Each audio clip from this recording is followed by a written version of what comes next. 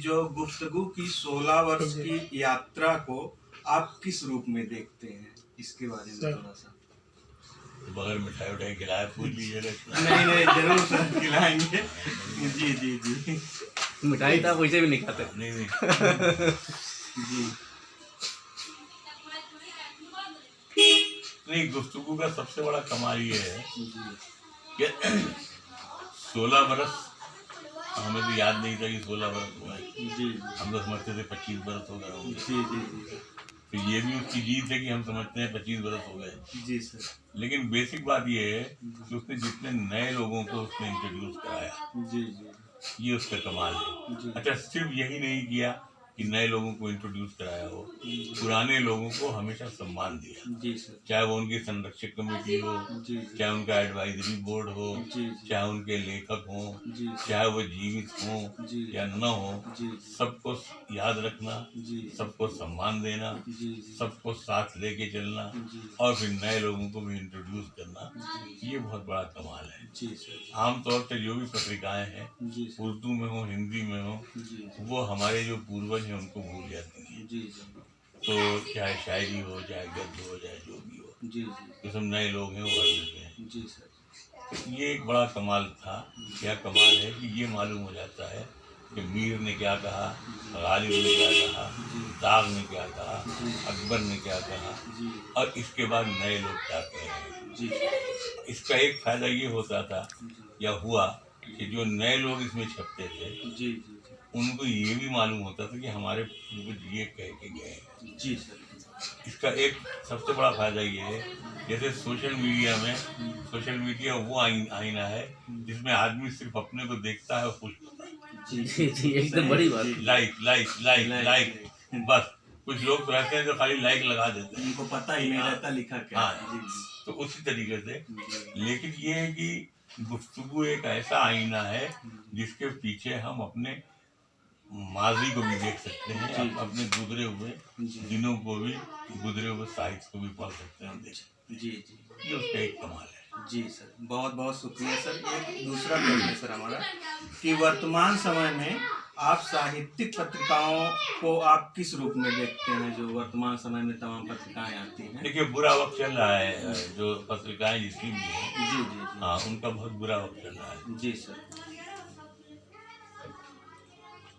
अभी ये तय होना मुश्किल है जी कि कितनी पत्रिकाएं जिंदा रहेंगी जी 10 साल बाद, 15 साल बाद, जी जी और कितनी नहीं रह जाएंगी। जी पहले ही पढ़ने लिखने का चलन कम होता गया था, जी इसलिए कि जो भागदौड़ की जिंदगी थी, जी जो सफ़र था, जी पहले होता क्या था कि शहर छोटा सा होता था, जी उसी में लोग घूम फिर के रहते थे। जी अब इतनी दूर दूर लोग रहते हैं कि उनके पास में वक्त नहीं है कि साहित्यिक गतिविधियों में शामिल रहें, क्योंकि अब वो ये भी देखते हैं घड़ी की अगर ज़्यादा वक्त हो गया और हमको सपोज नखास इलाहाबाद से अगर हमको बमरौली जाना है, तो वो सोचते हैं कि अगर हमारी ये बस छूट गई तो हमको भी टैक्सी करके या जाना होगा, तो उसमें हमारे 200 रुपये खर्च हो जाएंगे, तो उसकी जेब पे बोझ बनेगा। पहले ऐसा नहीं था, पहले करीब होता था रक्षे पर, इस पर उस पर, तो वो उसका एक नुकसान हुआ। हमने बहुत शहरों में, जैसे पटना में हमने देखा था कि पटना में बड़ी साहित्यिक गतिविधियाँ थी, छोटा साहित्य था, सब उसमें रहते थे। अब इतनी दूर दूर कॉलोनियाँ बन गई हैं कि लोग घड़ी देखते हैं, भाई 10 बज रहे हैं, चले, उन्हें गाड़ी नहीं मिलेगी, ये नहीं मिलेगा, तो इसका भी नुकसान हुआ।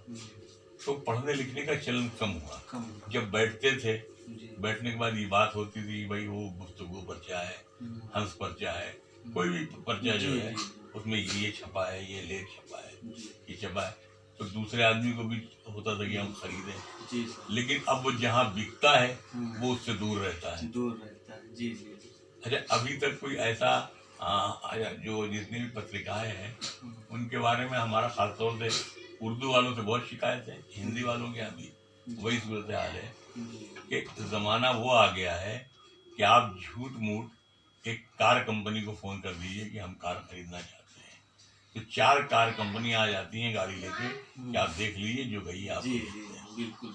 अब उसमें हम इंतज़ार करते हैं कि हम अपनी पत्रिका छाप करके दुकान पे बैठे हुए हैं और जलेबी है लोग आएंगे लोग खरीदेंगे। आएंगे जी ऐसा नहीं होता है। जी इसके लिए भी कोई ऐसा रास्ता होना चाहिए जी कि जैसे हॉकर है, जी जैसे इस तरह का कोई सिस्टम होना चाहिए जी कि हम अभी कोई भी किताब खरीद सकते हैं, जी जी कोई भी मैगजीन उर्दू हिंदी का आ जाए जी तो हम उसको ले सकते हैं, पैसा दे सकते हैं। जी सर जी लेकिन ये पॉसिबल नहीं है कि एक गोमती नगर का आदमी अमीनाबाद खरीदने आए, एक पत्रिका वो न मिले और इसके बाद फिर वो आए लौट के, जी क्योंकि मालूम है कि 10 रुपए या 20 रुपए की पत्रिका है, उस पर उसका 150 का तेल जाएगा। बहुत बड़ी बात। तो इसकी एक सहूलत जब तक ना कोई हो, अच्छा सिस्टम बनना चाहिए जिसमें हाँ जी सर बिल्कुल, बहुत बहुत शुक्रिया सर। एक ये कि सर आने वाले समय में गजल का क्या भविष्य देखते हैं आप, इसके बारे में कुछ दो शब्द। देखिए असल में गज़ल की एक गज़ल का एक तो बेसिक जो फ्यूचर है वो आप यूँ कह लें कि हर ज़माने में ये उलट पुलट के ठीक हो जाती है। हो जाती है जी जी तो एक ज़माना आता है कि यूँ नो आप पता नहीं आपने बहुत लोगों ने नहीं देखा होगा, एक इतना बड़ा कीड़ा बरसात में निकलता है, उसको कहते हैं लिल्ली घोड़ी। जी लाल लाल होता है, मखमली। यस, जी डिजाइन बना रहता है उसके, जी जी वो लिल्ली लंबी सी होती है, हाँ तो लिल्ली घोड़ी कहते हैं। जी जी तो लोग कहते हैं कि साहब ये गजल नहीं है, लिल्ली घोड़ी पे लिल्ली घोड़ी बिठा दी, जी जी जी बिल्कुल, यानी 2 मिसरे लिख दिए दो गए। मिसरे लिख दिए। तो गजल बहुत मुश्किल काम है, यानी आप ये समझिए कि बाबा रामदेव का च्यवनप्राश जो है वो एक कैप्सूल में भरना है, कैप्सूल में पूरे च्यवनप्राश की हाँ, जी पूरी ताकत को जी। एक कैप्सूल में भरना है। जी बहुत बढ़िया, तो ये बड़ा मुश्किल काम है बहुत ये, मुश्किल। लेकिन लोग इसको आसान समझते हैं। जी या जो लोग कविता लिखते हैं वो समझते हैं कि नहीं असल में गज़ल बहुत आसान है, कोई भी कह ले, ऐसा नहीं है। जी जी गज़ल कहना बहुत मुश्किल काम है, और अच्छी गज़ल और बुरी गज़ल का फैसला तो 50 साल बाद होता है। 50 साल जी ऐसा नहीं है कि वनडे मैच है कि शाम को मालूम हो गया, जी जी तो ये बहुत बाद में होगा। जी जी लेकिन ये है कि जैसे हमारे जो नए लिखने वाले आए हैं जी उनके यहाँ एक सबसे बड़ी खराबी ये है कि उस्तादी शागिर्दी का चलन नहीं है। सही है, सही बात है। ये एक खराबी है। तो अब उसमें ये था कि जो उस्ताद जो होता था वो बिल्कुल जैसे बहू खाना पकाती थी, जी सास सिर्फ नमक डाल देती थी उसमें, नमक। वही तमीज सिखाती थी कि नमक कितना होना चाहिए। जी जी जी एक चेला बाहर निकाल देती थी कि आँच इतनी होनी चाहिए। बहुत परफेक्ट बात, सही है जी जी तो उस्ताद का काम यही होता था जी, जी। कि उस्ताद आपको सिर्फ ये बताता था, बाकी शब्दावली आपकी होती थी, हाँ। सब थॉट्स आपके, जी। भावनाएं आपकी, जी, जी। सब कुछ आप, जी जी लेकिन सिर्फ जो है उस्ताद ही कहता था ये शब्द जो है ये यहाँ अच्छा नहीं। जी अच्छा ये बताइए, इस तरह के उस्ताद अब मानते हैं क्या इस जमाने में हैं? देखिए असल में बहुत कम हो गए, ऐसी बात नहीं है, लेकिन जितना सम्मान मिलना चाहिए उतना भी तो नहीं मिलता, तो हाँ, ये भी है। क्यों कोई उस्ताद बनेगा? ये जी भी जी दोनों बात है। जो सम्मान मिलना चाहिए। सर जो आपने अभी बताया, जमाना ऐसा आ गया है कि जिसको आप सिखाते हैं वो जिस दिन 10 गजलें कह लेता है वो उस्ताद तो है। स्टेज पर आपके मुंह पे धुआं मारता हाँ जी जी जी। है। और उस्ताद क्या हाल है? सही हाँ, है। तो तो मतलब ये है कि जिस परंपरा के हम लोग हैं कि मतलब ये एकलव्य ने अंगूठा काट करके दे दिया, दे दिए, सही बात। तो ये लोक कथा हो, सच हो नहीं हो, लेकिन ये है कि अच्छा लगता है। जी संस्कृति, हाँ। जी ये अच्छा लगता है कि हाँ ये जो सम्मान है जी जी इतना मिलता है हमें, बहुत सही। इतना मिलना चाहिए। जी जी जी तो वो अगर हमें नहीं मिलता है तो भाई जैसे हम एक बात कहते हैं कि हमारे यहाँ पर एक तरीका था कि जब माँ कसम दे देती थी कि तुझे हमारे दूध की कसम है, कसम, जी तो बेटा जो है वो जान कुर्बान कर देता था। दे देता। अब कैसे माँ कसम देगी, वो तो नेस्ले का दूध पिलाती है, सही बात है, तो पाउडर वाला। जी, जी, सही बहुत बात। सही है, बहुत तो वो सही। कैसे कसम दे दूध देगी? की कसम भी। हाँ, तो उसी तरह से मतलब ये है कि जब आप उस्ताद अच्छा नहीं चुनते हैं या उस्ताद को आप दर्जा नहीं देते जी हैं, जी जी इज्जत नहीं देते। तो जैसे ये कहा जाता था कि जब कोई नया शायर आता था पुराने लोगों में, यानी ये कैफी मजलूब सरदार के साथ में, तो वो कम से कम 10 साल खाली गिलास धोता था उन लोगों के। दारू पीने की भी इजाजत ही नहीं थी, अच्छा सिर्फ गिलास धो के लगाता था वहां पर बस। अच्छा। तो सर क्या पहले के लोग दारू भी पीते थे क्या हो? दारू कम नहीं नहीं, नहीं, सभी पीते थे, अभी भी पीते हैं। अच्छा अच्छा। ज्यादा तो नहीं, एक एक हम बता रहे हैं कि ये सम्मान, मिसाल कि जैसे दारू ऐसी चीज है कि आदमी फौरन दूसरा भी उठा के पी लेता है, लेकिन नहीं वो कहता कि नहीं।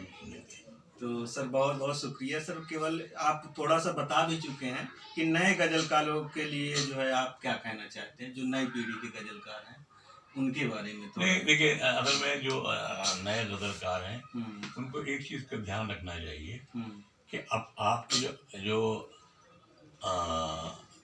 सीनियर्स हैं उनकी इज्जत कीजिए, इज्जत। उनसे सीखने की कोशिश कीजिए। जी जी मतलब ये कि अगर आप ऐसा करते हैं जी। तो ये इसमें आपको नुकसान कुछ नहीं होगा। नहीं, एक बात, दूसरी बात है कि जितना ज्यादा आप पढ़ सकते हैं, पढ़ सोशल मीडिया आपको शायरी नहीं सिखा सकती है, गूगल ये नहीं बता सकता है कि किस दिन आपको मरना है। बहुत सही सर, बहुत सही। बहुत बड़ी बात सर। तो गूगल आपको सब बता देगा, ये है वो, लेकिन वो नहीं बता सकेगा किस दिन आपको मरना है। जिस दिन गूगल ये बता देगा कि आपको मरना किस दिन है, उसी दिन दुनिया खत्म हो जाएगी।